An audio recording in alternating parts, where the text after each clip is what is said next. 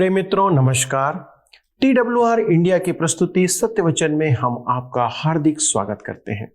मनुष्य आज सत्य की खोज में इधर उधर भटकता है ताकि उसे मन में शांति मिले, क्योंकि मनुष्य अपने जीवन से प्रसन्न नहीं है। कोई धन और दौलत में शांति की खोज कर रहा है, तो कोई धर्म के काम करके अपने आप को खुशी देने की कोशिश कर रहा है और कोई प्रसन्नता को उसमें ढूंढ रहा है। आज जीवन में अनिश्चितता का भय बना हुआ है। डॉक्टर डेविड जर्माया कहते हैं, परमेश्वर के वचन में प्रसन्नता हमें परमेश्वर में प्रसन्न करने की ओर ले जाती है और परमेश्वर में प्रसन्न होने से भय दूर हो जाता है।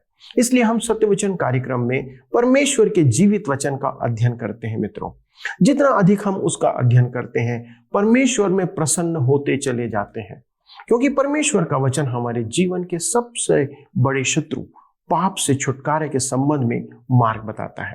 पाप ही है जो हमारे जीवन में अशांति, भय, चिंता और व्याकुलता को लाता है। परमेश्वर का वचन उससे छुटकारे के उपाय को हमें बताता है।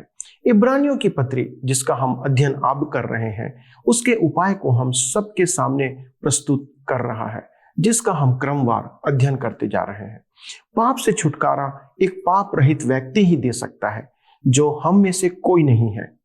इसलिए परमेश्वर उसका प्रबंध कर रहा है, क्योंकि परमेश्वर हम मनुष्यों से प्रेम करता है।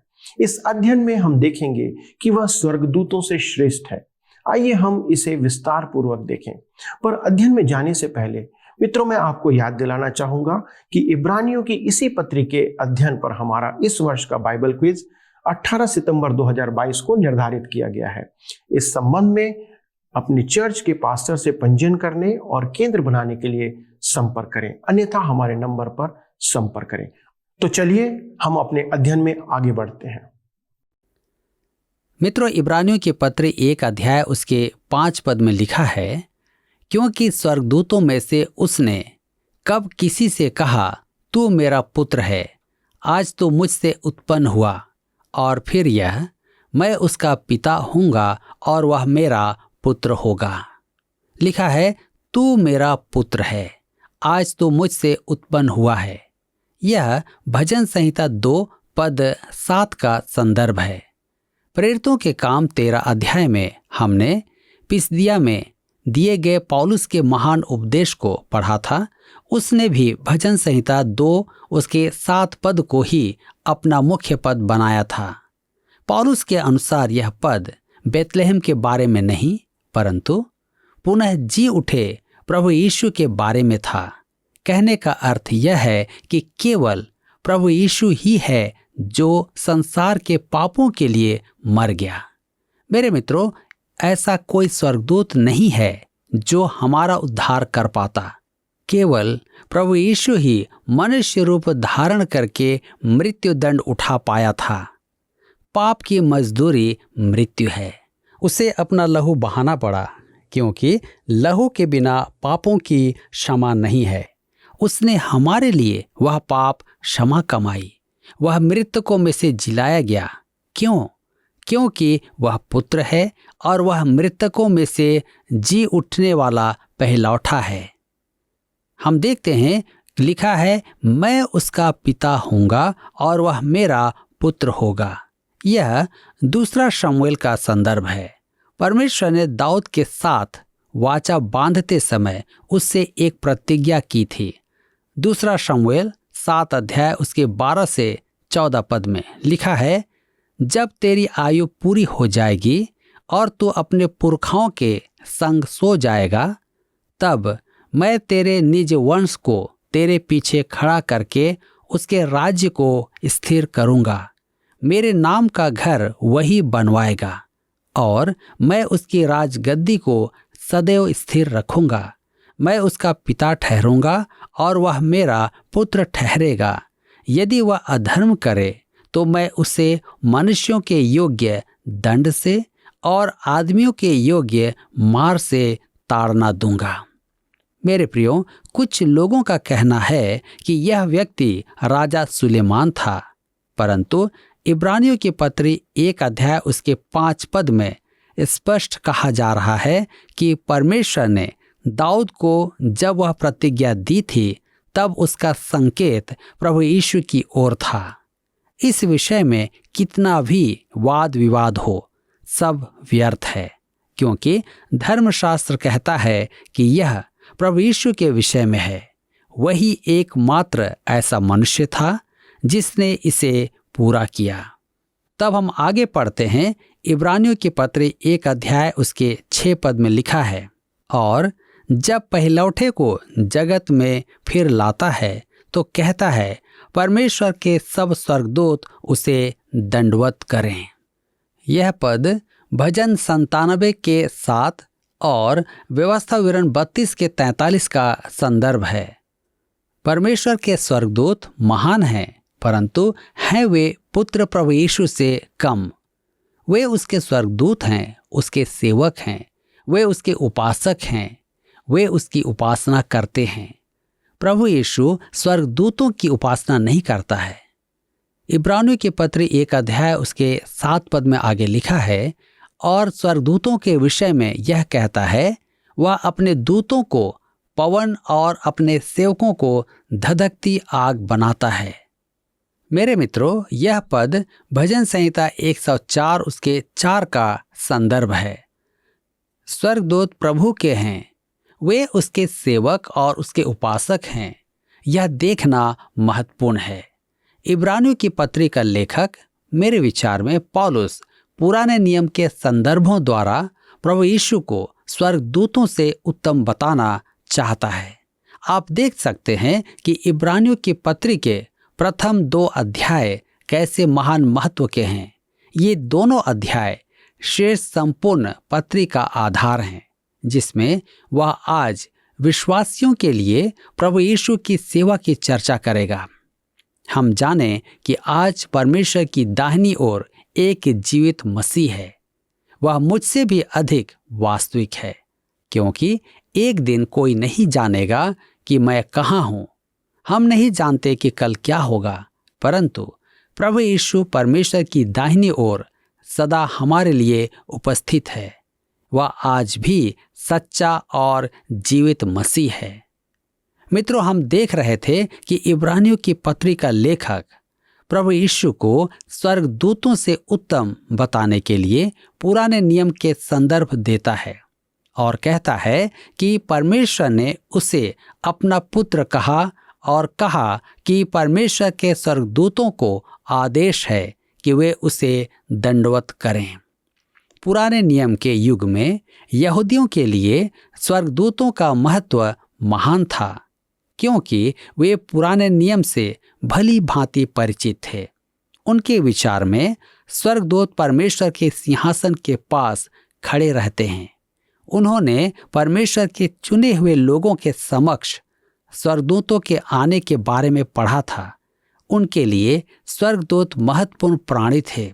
जैसा मैं पहले कह चुका हूं कि कलीसिया के लिए स्वर्गदूतों की सेवा का प्रबंध नहीं है।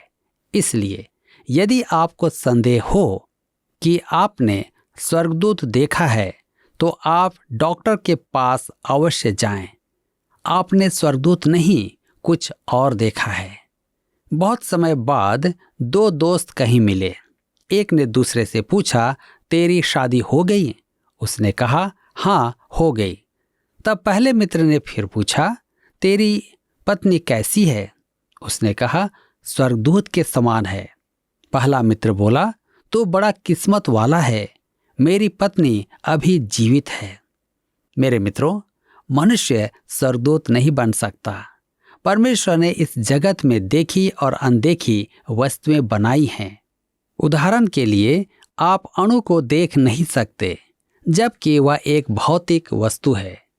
कुलुस्सियों के पत्र 1 अध्याय उसके 16 पद में पौलुस कहता है कि प्रभु यीशु ने देखी और अनदेखी वस्तुएं बनाई हैं। परमेश्वर ने मनुष्य से उत्तम जीवन भी बनाए हैं, जिनमें बुद्धि है। हम एक ऐसे जगत में रहते हैं जिसके लिए यूहन्ना रचित सुसमाचार 14 अध्याय उसके 2 पद में प्रभु यीशु ने कहा था, मेरे पिता के घर में बहुत से मकान हैं। ये सृजित प्राणी उन मकानों में रहते हैं। परमेश्वर ने इस जगत में बहुत कुछ बनाया है जिसकी हम कल्पना भी नहीं कर सकते हैं। मनुष्य का विकास जानवरों से नहीं हुआ है। यहाँ भौतिक संसार है, यहाँ प्राणी जगत है। कुछ जीव मनुष्य के नीचे हैं तो कुछ जीव मनुष्य के ऊपर हैं। हम न तो जानवरों से विकसित हुए हैं और न ही हम कभी स्वर्गदूतों में विकसित होंगे। हमें संडे स्कूल में एक गीत सिखाया जाता था जिसका सारांश मैं स्वर्गदूत बनकर स्वर्गदूतों के साथ गाना चाहता हूँ। मैं स्वर्गदूत बनना नहीं चाहता था और मैं इस पद के लिए परमेश्वर को धन्यवाद कहता हूँ। हम कभी स्वर्गदूत नहीं बन सकते। मित्रों, स्वर्गदूत का अर्थ है दिव्य संदेश वाहक। इन अलौकिक प्राणियों में भी अलग अलग दर्जे हैं। धर्मशास्त्र से यह प्रकट है। यदि हम विचार करें कि स्वर्गदूत कितने हैं तो हम आश्चर्यचकित हो जाएंगे। उन्हें स्वर्ग की सेना कहा जाता है। इसका अर्थ हुआ कि वे असंख्य हैं। वे न तो बढ़ते हैं और न ही घटते हैं। परमेश्वर की योजना में उनका एक मुख्य स्थान है, परंतु प्रभु यीशु स्वर्गदूतों से उत्तम है। इब्रानियों के पत्र 1 अध्याय उसके 8 और 9 पद में लिखा हुआ है, परंतु पुत्र के विषय में कहता है, हे परमेश्वर, तेरा सिंहासन युगानुयुग रहेगा। तेरे राज्य का राजदंड न्याय का राजदंड है। तूने धर्म से प्रेम और अधर्म से बैर रखा। इस कारण परमेश्वर ने तेरे साथियों से बढ़कर हर्ष रूपी तेल से तेरा अभिषेक किया। ये पद भजन संहिता 45 उसके 6 और 7 के संदर्भ हैं। यह भजन एक महान मसीही भजन है जिसमें मसीह की आशा व्यक्त है। यह भजन व्यक्त करता है कि दाऊद के वंश में धार्मिकता का राज करने वाला एक शासक आएगा। दाऊद भविष्य के इस प्रतिज्ञा से ऐसा प्रसन्न था कि उसने कहा, भजन संहिता 45 के 1 में, मेरी जीभ निपुण लेखक की लेखनी बनी। दाऊद कहता है कि वह लिखने की अपेक्षा सुनाएगा तो और भी अधिक अच्छा लगेगा। इब्रानियों के पत्री के लेखक के अनुसार यह आने वाला प्रभु यीशु मसीह है। वह धार्मिकता का राज्य स्थापित करेगा। परमेश्वर ने किसी स्वर्गदूत को राज करने का अधिकार नहीं दिया है। लिखा है, तूने धर्म से प्रेम किया और अधर्म से बैर रखा। यह एक महान बात है। कल्पना कीजिए कि इस पृथ्वी पर एक ऐसा शासक होगा जो धार्मिकता से प्रेम रखता है और अधर्म से बैर रखता है। लिखा है, हे परमेश्वर, तेरा सिंहासन। यह पिता परमेश्वर है जो प्रभु परमेश्वर को परमेश्वर कह रहा है। क्या आप इनकार करेंगे कि प्रभु यीशु देहधारी परमेश्वर है? यदि आप इनकार करें तो मैं कहता हूं कि आप परमेश्वर की बात काट रहे हैं। परमेश्वर तो स्वयं प्रभु यीशु को परमेश्वर कहता है। आप उसे क्या कहते हैं? मैं आपके बारे तो नहीं जानता, परंतु मैं उसको परमेश्वर कहता हूँ। वह देहधारी परमेश्वर है। वह स्वर्गदूतों से उत्तम है क्योंकि जगत पर राज करेगा।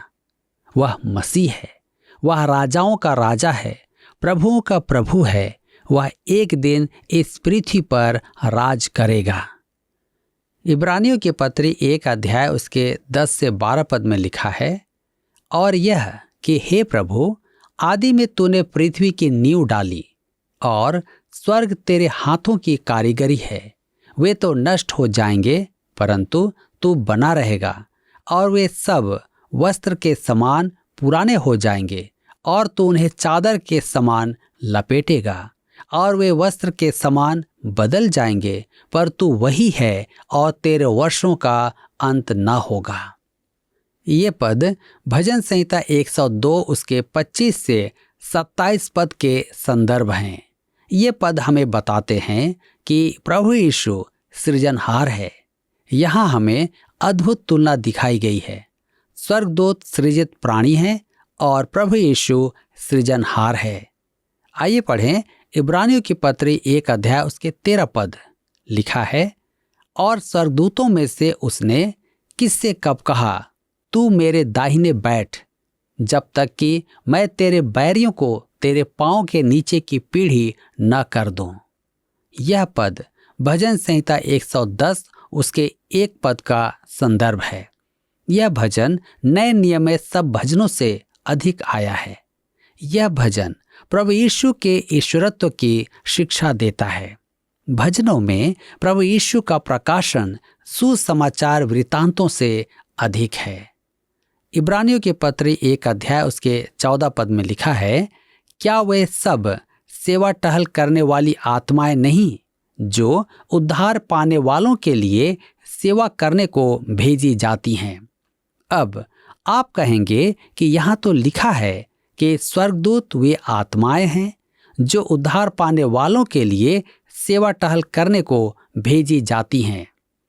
यह उस समय की बात है जब परमेश्वर फिर से इस्राएल और अन्य जातियों की सुधि लेगा, कलीसिया के उठाए जाने के बाद। ध्यान दें, यह पद नहीं कहता है कि ये सेवा करने वाली आत्माएं अभी भेजी जा रही हैं कि उद्धार पाने वालों की सेवा करें। परमेश्वर अपनी योजना के अनुसार काम करता है। वह उसके पास हर एक कार्य के पीछे उसका उद्देश्य छिपा रहता है। प्रभु यीशु पुत्र है और स्वर्गदूत सेवक हैं। प्रभु यीशु राजा है और स्वर्गदूत प्रजा। प्रभु यीशु सृजनहार है और स्वर्गदूत सृष्टि हैं। इस समय प्रभु यीशु रुका है कि उसके बैरी उसके पांव की चौकी बनाए जाएं। पिता परमेश्वर ने किसी स्वर्गदूत को यह प्रतिज्ञा नहीं दी है। वह कहता है कि उसका पुत्र एक दिन राज करेगा। यह महान धर्मशास्त्र हमारे सामने प्रभु यीशु के ईश्वरत्व और बड़प्पन को प्रकट करता है। वह स्वर्गदूतों से उत्तम है। मित्रों, यहाँ पर अध्याय 1 समाप्त होता है और अब हम अपने अध्ययन को अध्याय 2 से जारी रखेंगे। विषय है मसीह की मानवता। अध्याय 1 में प्रभु यीशु मसीह के उत्कर्ष को देखने के बाद हम अध्याय 2 में मसीह के अपमान को देखते हैं। वह एक मनुष्य बन गया और जब उसने ऐसा किया तो वह स्वर्गदूतों से भी नीचे हो गया। वह कुंवारी मरियम के गर्भ में एक मनुष्य के रूप में रचा गया था और उसने हमारी मानवता अपने ऊपर ले लिया। इसलिए मसीह परमेश्वर का प्रकट करने वाला है और वह मनुष्य का प्रतिनिधि है। हम इब्रानियों के पत्री में मसीह के बारे 2 बातों को सीखने जा रहे हैं। पहला, वह मनुष्य पर परमेश्वर को प्रकट करता है और दूसरा, वह परमेश्वर के सामने मनुष्य का प्रतिनिधित्व करता है। स्वर्ग में मेरा एक प्रतिनिधि है। मेरे पास वहाँ कोई है जो मेरा प्रतिनिधित्व करता है। जी हाँ, मैं आपके बारे में नहीं जानता, लेकिन मुझे लगता है कि मेरे राज्य की राजधानी में और मेरी राष्ट्रीय राजधानी में जो मेरा प्रतिनिधित्व करने के लिए चुने गए हैं, वे मेरा प्रतिनिधित्व नहीं कर रहे हैं। वे अपने और अपने छोटे पालतू कार्यक्रमों के लिए तैयार हैं और इससे उन्हें कोई फर्क नहीं पड़ता कि जनता के साथ क्या होता है। जब वे मुझ में दिलचस्पी लेते हैं तभी मैं वोट देता हूं और फिर मैं राजनेताओं का प्रिय बन जाता हूं। उस समय आप और मैं बुद्धिमान जनता हैं जो गलत नहीं हो सकते हैं, बशर्ते हम उन्हें वोट दें। मेरे प्रियो, परमेश्वर के सामने एक प्रतिनिधि होना अद्भुत है जो हमारा प्रतिनिधित्व करता है। यह जानना अच्छा है कि हमारे पास हमारे लिए कोई है, क्योंकि पवित्र शास्त्र हमें बताता है कि शैतान भाइयों पर आरोप लगाने वाला है जो परमेश्वर तक पहुंच रखता है और दिन रात परमेश्वर के सामने हम पर दोष लगाता है। देखें प्रकाशित वाक्य की पुस्तक 12 अध्याय उसके 10 पद में। शैतान परमेश्वर को हमारे बारे में कुछ बुरी बातें बता सकता है। इसलिए मैं परमेश्वर का आभारी हूं कि मेरे पास स्वर्ग में एक प्रतिनिधि है। पहले हमने मसीह को स्वर्गदूतों से ऊंचा देखा क्योंकि वह परमेश्वर है। अब हम देखते हैं कि वह स्वर्गदूतों से भी नीचे हो गया है क्योंकि वह मनुष्य की समानता में बनाया गया और हम यहाँ उसकी मानवता को देखते हैं। मेरे मित्रों, इब्रानियों की पत्री में 6 खतरे के संकेत हैं। वे इस्राएल के लोगों को चेतावनी दे रहे हैं कि वे उन पूर्ण आशीषों में प्रवेश करने में असफल रहे हैं जिसे परमेश्वर ने मसीह के द्वारा प्रदान की थी। पाठकों को चेतावनी देने के लिए इन 6 खतरे के संकेतों की तुलना राजमार्ग के बीच में खींचे लकीरों से की जा सकती है। ये खतरे के संकेत इस प्रकार हैं। आइए देखें। पहला है बहकाव का खतरा, 2 अध्याय 1 से 4 पद। दूसरा है संदेह करने का खतरा, 3 अध्याय 7 से 4 अध्याय के 2 पद तक। तीसरा है सुस्त सुनवाई का खतरा, 5 अध्याय 11 पद से 14 पद तक। चौथा प्रस्थान का खतरा, 6 अध्याय 1 से 20 पद। पांचवा तिरस्कार का खतरा, 10 अध्याय 26 से 39 पद। छठवां इनकार करने का खतरा, 12 अध्याय 15 से 29 पद तक। मेरे प्रियो, 2 स्थान हैं जहां एक विश्वासी रह सकता है। वह निर्जन में रह सकता है और निर्जन का अनुभव कर सकता है, या वह आत्मिक रूप से यरदन नदी को पार करके परमेश्वर के आशीषों में प्रवेश कर सकता है। हमें इसका उदाहरण इस्राएल में देखने को मिलता है। परमेश्वर ने उन्हें कादेश बरने में चेतावनी दी कि यदि वे प्रतिज्ञा के देश में प्रवेश करने में विफल रहे तो वे उसके संपूर्ण आशीषों से चूक जाएंगे। अब मैं सचमुच यरदन नदी पार कर चुका हूं और यह बिल्कुल भी सुखद नहीं था। मैं एक बस में था जो 5 बार रुकी थी और जब तक हम एलएनबी ब्रिज पर पहुंचे मैं इतना निराश हो गया था कि मुझे नहीं पता था कि मैं यरदन नदी को पार करना चाहता भी हूं या नहीं। जैसे ही हम उस पार चढ़े मैंने उस छोटी सी गंदी धारा को देखा और परमेश्वर को धन्यवाद दिया कि मैंने यीशु मसीह में उनकी मृत्यु और पुनरुत्थान के माध्यम से आत्मिक यरदन को पार किया था, अर्थात मुझे उसके साथ बपतिस्मा में दफनाया गया था और उसके साथ नए जीवन में उठाया गया था। एक मसीही द्वारा यरदन को पार करने का यही अर्थ है। यहोशू सचमुच इस्राएलियों को यरदन पार ले गया। मसीह आत्मिक रूप से उन लोगों की अगुवाई करते हैं जो यरदन के पार उस पर विश्वास करते हैं और जीवन के एक नएपन की ओर ले जाते हैं। मेरे मित्रों, यहाँ पर आज हमारे अध्ययन का समय समाप्त होता है। मुझे आशा है कि आज के इस अध्ययन के द्वारा भी आपने अपने लिए आत्मिक लाभ प्राप्त किए हैं। पिछले प्रश्न का उत्तर है सी। हमारे अध्ययन के अनुसार इब्रानियों पहले अध्याय के पद 3 में पापों के धोने की बात बाइबल में पहली बार प्रकट की गई है। आज का प्रश्न है, इस अध्ययन के अनुसार इब्रानियों का लेखक प्रभु यीशु को किनसे उत्तम बताना चाह रहा है? ए, मनुष्यों से, बी, स्वर्गदूतों से, सी, अब्राहम से, डी, परमेश्वर से।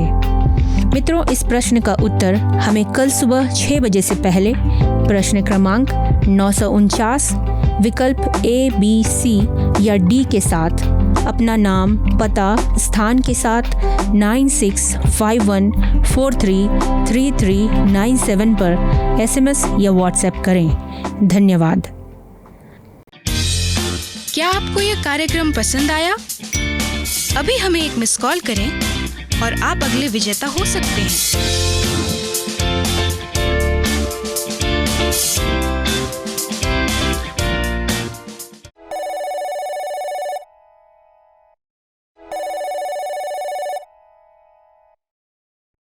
मित्रों, क्या आपने ध्यान दिया कि इब्रानियों का लिखने वाला पुराने नियम के विभिन्न स्थलों से प्रदर्शित और प्रमाणित कर रहा है कि जिस मसीह के बारे में वह चर्चा कर रहा है उसके बारे में सैकड़ों वर्ष पहले पवित्र शास्त्र में चर्चा किया गया है। पुराने नियम के उदाहरण जो हमने देखा वे लगभग 1000 वर्ष पहले भविष्यवाणी किए गए थे, जो यीशु में पूरे होते हैं। ये पवित्र शास्त्र बाइबल की सत्यता को प्रमाणित करता है कि ये परमेश्वर का वचन है जिस पर हम भरोसा कर सकते हैं, आप भरोसा कर सकते हैं। भविष्य में होने वाली घटनाओं के बारे में सिर्फ परमेश्वर ही जानता है। इसकी पूर्ति बाइबल की विश्वसनीयता को प्रकट करती है और उसके बाद इब्रानी का लेखक यीशु को, जो जीवित है, उसे प्रमाणों के साथ स्वर्गदूतों से श्रेष्ठ सिद्ध करता है। एक बात ध्यान देने की, स्वर्गदूतों से श्रेष्ठ सिर्फ परमेश्वर हो सकता है। परमेश्वर यीशु में होकर मानव रूप धारण किया कि हमारे पापों का दंड चुका सके। परमेश्वर द्वारा मनुष्य मुक्ति का अद्भुत प्रबंध जो संसार को उसने दिया, आश्चर्यजनक है। वह जगत का सृष्टिकर्ता और उद्धार करता है। जो उस पर विश्वास करते हैं दोस्तों, अनंत जीवन उनका है। आइए परमेश्वर के इस महान प्रबंधन के लिए उसे धन्यवाद दें। यीशु को अपना उद्धारकर्ता के रूप में आज ही आप स्वीकार करें। यदि आपने अब तक नहीं किया तो आइए मित्रों प्रार्थना करते हैं। हमारे स्वर्गीय पिता, हम धन्यवाद देते हैं हमारे प्रभु यीशु क्रिस्ट के लिए, जिसने एक आत्मिक होते हुए प्रभु उसने शारीरिक जीवन को ग्रहण किया और हमारे लिए मनुष्य बना। और पिता परमेश्वर, उसने आपकी सारी संपूर्णता को हम पर प्रकट किया कि किस रीति से आप हमसे प्रेम करते हैं। आपके अस्तित्व को, चरित्र को हमारे सामने प्रकट किया।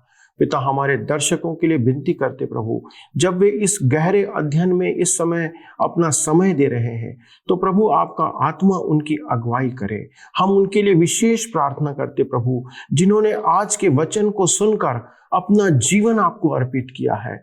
प्रभु यीशु उन पर दया करें, उनके समर्पण को ग्रहण करें, उनके जीवन में एक परिवर्तन लेकर के आए, ताकि उनके जीवन, उनका परिवार आपकी आशीष का एक कारण बने, एक माध्यम बने और दूसरे उसके द्वारा आशीषों को प्राप्त करें। प्रभु यीशु क्रिस्ट के नाम से विनती को मांगते हैं, आमीन।